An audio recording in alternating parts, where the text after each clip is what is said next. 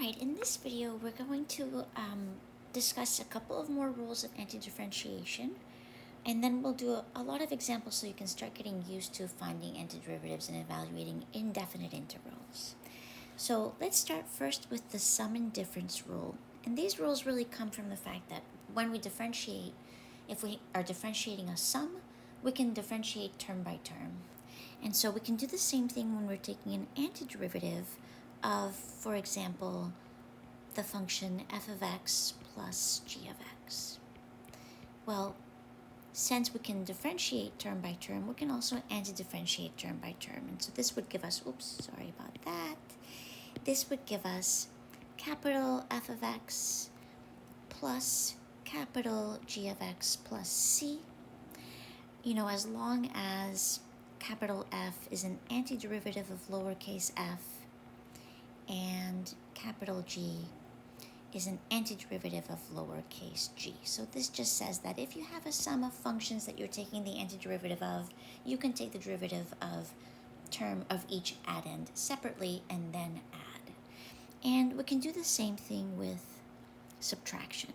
So if we're subtracting two functions and we want to find the derivative of that difference, we can do the same thing. We just do this term by term, capital F of x minus capital G of x plus c, since we want the entire family of functions.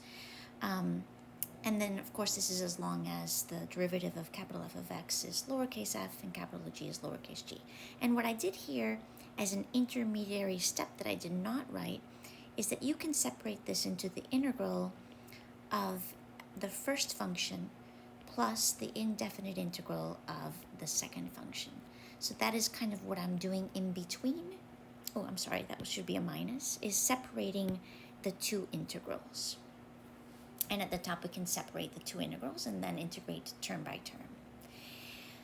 And for the constant multiple rule, let's suppose that, let's say little k is a scalar, so a real number. And we want the integral of k times g of x. And we know that the derivative of capital G is lowercase g. Well, this constant multiple rule says that we can pull the constant outside of the integral, then integrate the function, and then multiply by that constant. So this will give us k times capital G of x plus the arbitrary constant c. And we can always check this by differentiating the right side, right? If we take the derivative of the right side, the derivative of k times g of x plus c, well, we have this constant multiple rule when we differentiate. So we really here, we have, for the derivative of the first term, we have k times the derivative of g, which is lowercase g of x, and the derivative of c is 0, so that works out. All right, let's do some examples applying these rules and also making use of the chart that we created in the previous video. So in this first example, I'm going to separate this. We're using the sum and difference and also constant multiple rule. First, I'll separate each integrand, but then later we may not separate it and do it all at once. So I'm going to rewrite this as the integral, and I'm also going to write the first term as 1 over root x can be written as x to the negative 1/2 power, because 1/2 power gives us a root, and the negative moves the term from the denominator to the numerator. And I'm going to then pull out the 5 for the second term and write this as 5 integral of x to the 8 dx. And I'm going to pull out a negative 1 integral of sine x dx. So I'm just going to clarify that rule that I used here. I'm using the fact that when you have there are two exponent rules that I made use of. When you have the nth root of something to the mth power, this can be rewritten as a to the m over n, where m is the exponent, is the power, and n, the root, becomes the denominator of the exponent. I also made use of the fact that a to the negative power n is 1 over a to the n. So when I had a 1/2 root in the denominator, I brought that up as a negative 1/2 root in the numerator. Okay, and now we're going to use the power rule for the first two integrals, and then a trig rule for the last one. So for the first integral, since this is x to an exponent, we know that the integral of x to the n dx is x to the n plus 1 divided by n plus 1 plus our arbitrary constant c. And here I'm going to leave the arbitrary constant at the very end. So when I add 1 to the exponent here, I have a negative 1/2 plus 1. I'm going to write it in the form of 2 over 2. Just makes it easier to add fractions when I have a common denominator. So when I add 1 with a fraction, I'm going to use 2 over 2 or n over n. And then in the denominator, we're dividing by the same thing, a negative 1/2 plus 2 over 2. So that will simplify this in a moment, but that's going to be the antiderivative of the first integral plus an arbitrary constant c, which I will just write at the very end. Combine all the constants from each integral and write it at the end of the problem. So now we have plus 5 and antiderivative of x to the n. Well, I'm going to use the power rule. Add 1 to the exponents, I get x to the 9 over 9.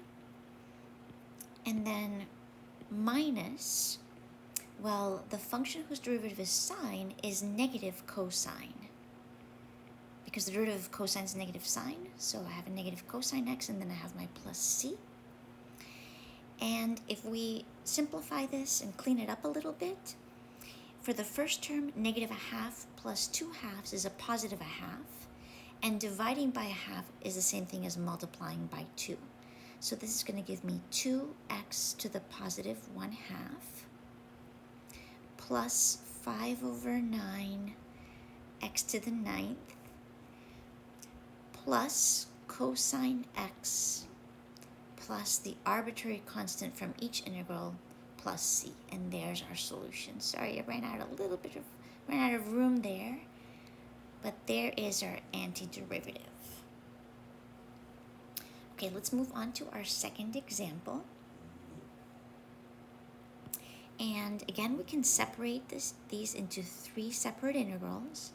E to the negative 3x dx, this is using our sum and difference rules, minus the integral of 1 over root 1 minus x squared dx. And here I'm going to pull out the constant multiple 3 and write this as 3 integral of 1 over x dx. And the antiderivative of e to the negative 3x, well, I'm undoing the chain rule. So this is going to be e to the negative 3x, and I need to divide by negative 3. And we would have an arbitrary plus c, but I'm going to leave that at the very end. And this c combines all the constants that come out of each indefinite integral.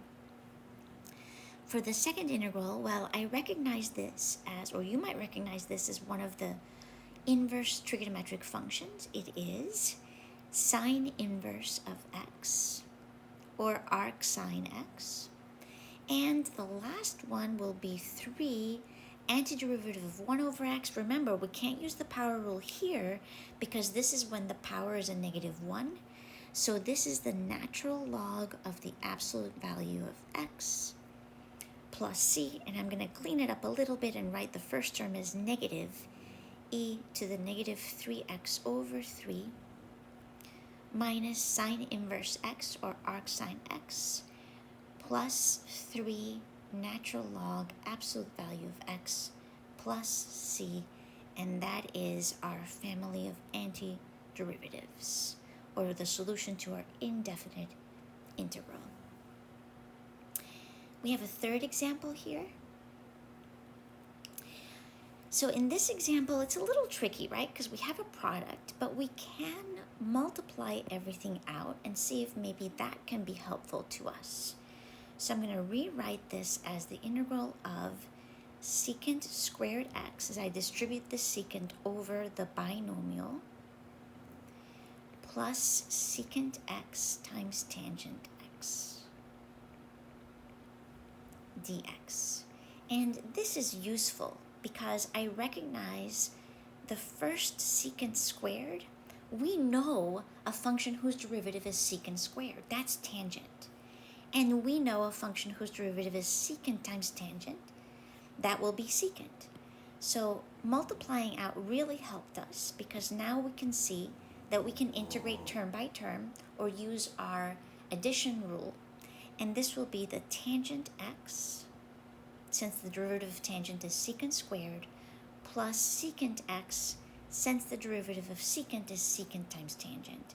And because this is an indefinite integral, we need to add that arbitrary constant because this gives us an infinite number of functions that share the same derivative.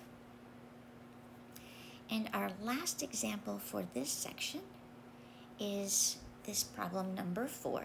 Let me give myself lots of room here. And I'm going to separate these and rewrite the last two terms so we can make sense of how we might take the antiderivative of those two functions. So using the constant multiple rule and the sum and difference rule, I can rewrite this as, for the first integral, I'm going to write an integral of 9 times the integral of sine x dx, pulling out that constant multiple. For the second one, I'm going to write this as a -7 integral of cosine of x dx. And here I'm going to pull out a -6. And 1 over cosine squared, I don't know a function whose antiderivative is 1 over cosine squared, but I know that 1 over cosine its reciprocal is secant. So we can write this as secant squared x because what I'm using here, I'm going to write it at the top. We know that 1 over cosine x is the function secant x. That's how secant is defined. We also know that 1 over sine x is the cosecant function, and I'm going to use that to rewrite this term. So now I'm going to pull out the 2 and write 1 over sine squared as cosecant squared x dx. Now, let's start antidifferentiating. The antiderivative of sine x, well, that's going to be negative cosine because the derivative of cosine is negative sine. So this is going to be -9 cosine x. For the second term, antiderivative of cosine is just sine because the derivative of sine is positive cosine. So this will be -7 sine x. Then we have -6 antiderivative of secant squared is tangent x because the derivative of tangent is secant squared. So this will be tangent x. And I don't know if you remember this, but we do have a function whose derivative is cosecant squared. Actually, we have a function whose derivative is negative cosecant squared. That's cotangent. So the function whose derivative is positive cosecant squared will be negative cotangent. So this will be -2 cotangent x. And then I'm combining the arbitrary constant from all the integrals into 1 plus c. And there is our solution for this final example of the indefinite integral.